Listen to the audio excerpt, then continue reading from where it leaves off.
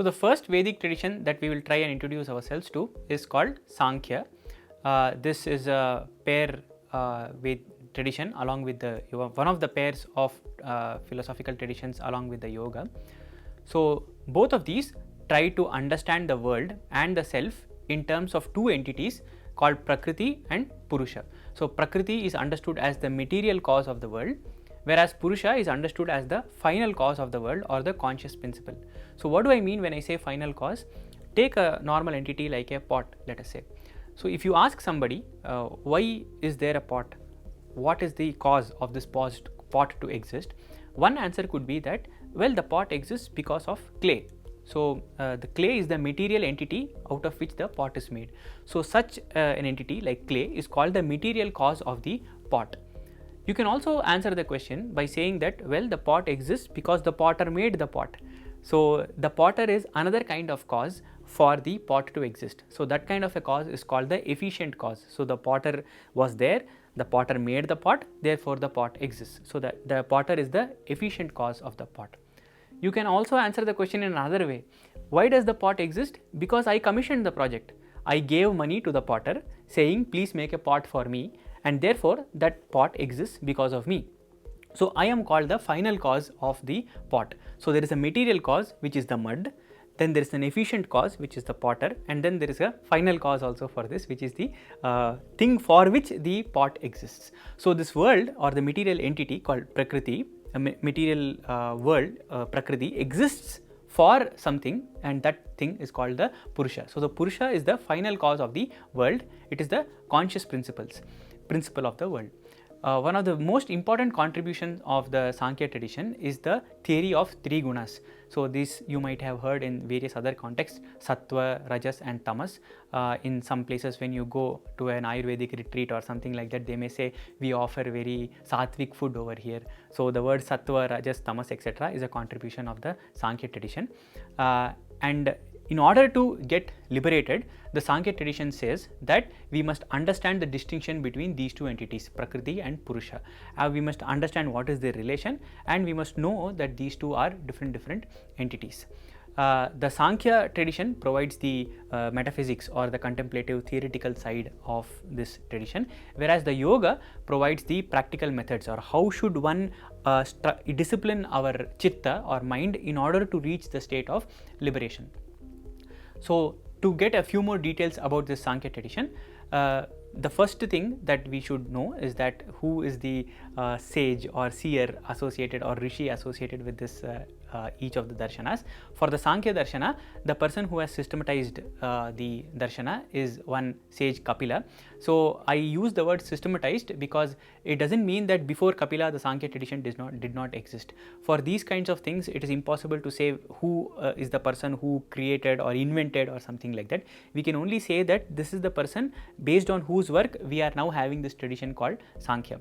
So the Sāṅkhya tradition is the author or the systematizer of this tradition is Kapila. Unfortunately, the works are lost now. Whatever Sāṅkhya theory we have constructed now is based upon another work called Sāṅkhya Karika by Ishwara Krishna.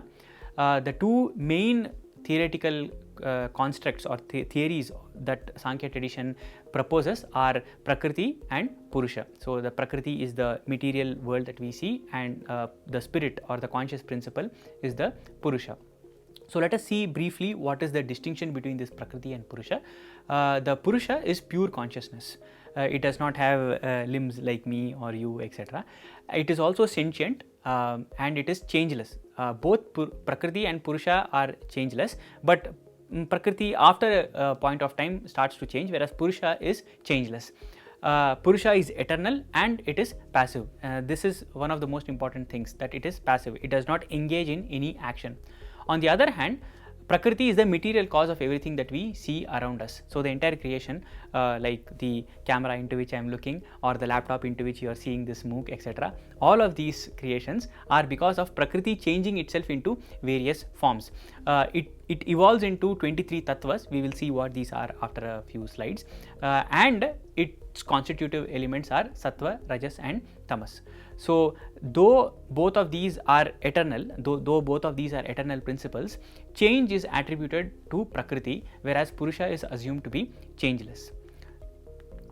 Now let us see a few more details about these three gunas: Sattva, Rajas and Tamas.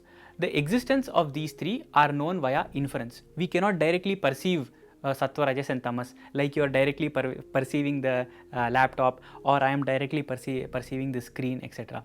We know that Sattva, three things called Sattva, Rajas and Tamas exist because of the various effects that this have. Some things are seen to be very calm, some things are seen to be very turbulent, whereas some things are seen to be very indifferent, etc. Based on this, the Sāṅkhya philosophers proposed that there must exist some principle because of which it is having this kind of a characteristic. So they proposed three such features: Sattva, Rajas and Tamas. So they are known through the inference of their effects that they have. And please note that the Sattva, Rajas and Tamas are not parts of Prakriti. It is not like Prakriti is a box in which there are three entities like Sattva, Rajas and Tamas.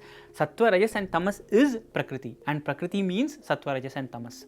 So please do not say that Prakriti is made of Sattva, Rajas and Tamas. No, it is not made of Sattva, Rajas and Tamas. It is Sattva, Rajas and Tamas. A few more details about each of these things: Sattva, Rajas and Tamas. Sattva is light or Laghu. It is responsible for illuminating something, and it is also responsible for all the pleasing thoughts that you have. That is why they recommend that you have sattvic food, etc. Rajas is responsible for excitement. Whatever motion, etc. happens is because attributed to Rajas, and it is always restless. It is chala, that is restless, and it gives rise to painful feelings. That is why they tell us to avoid certain Rajasic thoughts, etc. The Tamas, on the other hand, is heavy. It is concealing, that is, it hides. Sattva illuminates, whereas Tamas hides it, and it causes indifference. It causes things like being lethargic, etc. These kinds of things are attributed to Tamas. So they say tamasic food, etc. When you eat, you feel, oh, I don't want to work anymore, etc. Those kinds of things are attributed to Tamas. So as you can see, this Sattva, Rajas and Tamas have very conflicting properties. This Sattva is illuminating, whereas Tamas is concealing. Sattva is not so chala, whereas Rajas is chala, etc. So though they have this kind of conflicting properties, they work together, just like, let us say, Vata, Pitta and Kapha in our body work together, or the oil and the wick work together in order to produce the flame. If you light a wick without there being oil in it, it will quickly burn off the wick. I am sure most of you have observed this. It is because of the oil being present that the wick is able to burn. On the other hand, the wick supports the oil, that is, it makes the oil be there for some time so that the lamp can burn for a long time. So in this way, though they have different or conflicting characteristics, they work together in order to produce all the things that we see around us. When all of these are in equilibrium, there is no evolution. Sattva changes into Sattva, Rajas changes into Rajas, and Tamas changes into Tamas only. There is no production or evolution of the various things that we see around us. Evolution takes place when there is a combination of Purusha and Prakriti. When the Purusha and Prakriti come together, the evolution takes place. So this evolution also is a very important contribution of the Sāṅkhya tradition. They tried to explain not just the material entities that we see around us, but also the internal entities that we have, how they have evolved. They tried to propose a model. As I said, Prakriti and Purusha are two eternal principles. They are always there. But evolution happens only when Prakriti and Purusha come into contact with each other. Of course, it is a problem to explain why they come into contact with each other, but we need not go into that now. So when this Prakriti and Purusha come into contact, evolution begins. The things start to evolve. And the first evolute that comes is called Mahat or Buddhi. So this is the principal discriminating entity. So it is because of this that we are able to have cognitions like this is a stand. So we are able to have clear-cut cognition because of this entity called Mahat or Buddhi. From Mahat, the next evolute comes, which is Ahankara. It is because of this Ahankara that you own the cognition. I am seeing this stand. I am seeing this camera. I am seeing this laptop. I am happy. I am able to perceive my happiness. So this sense of owning up to that cognition, or the sense of owning up to a particular entity of Prakriti, is because of this Ahankara. Now this Ahankara in turn gives rise to so many other things. For example, from the tamasic side of Ahankara, come the 5 tanmatras. The tanmatras are subtle elements which are responsible for the various senses that we have, like sight, smell, taste, touch and sound. These tanmatras further evolve into giving the gross elements that we see around us. Each of the tanmatras gives rise to each of the 5 elements. For example, sight evolves into the element called fire, smell evolves into earth, taste into water, touch into air and sound into akasha. So the word akasha I have left untranslated. It is not, there are certain words like ether. Definitely it is not space and it is not sky, which we commonly use. It is akasha, which is responsible for the property called sound. So this is the various evolutes that come from the tamasic side of ahankara. From the sattvic side of the ahankara, we get the first thing, this manas that we get. So manas is generally translated as mind, but in order to avoid certain connotations, we have left it as manas only. It is because of manas that we have any cognition at all. It is because of manas that we are able to synthesize the various inputs that we are getting from our various sense organs, which are also coming from sattvic ahankara. So the 5 sense organs that we have, we are getting from the sattvic side of the sattvic ahankara. So the sight of the sense of sight, the olfactory sense, the gustatory sense, the auditory as well as the tactile sense, we get from the sattva side of the ahankara. Please note that manas does not give rise to these things, just like the tanmatras give rise to the panchabhutas. In this case, all of them come from the sattva side of the ahankara.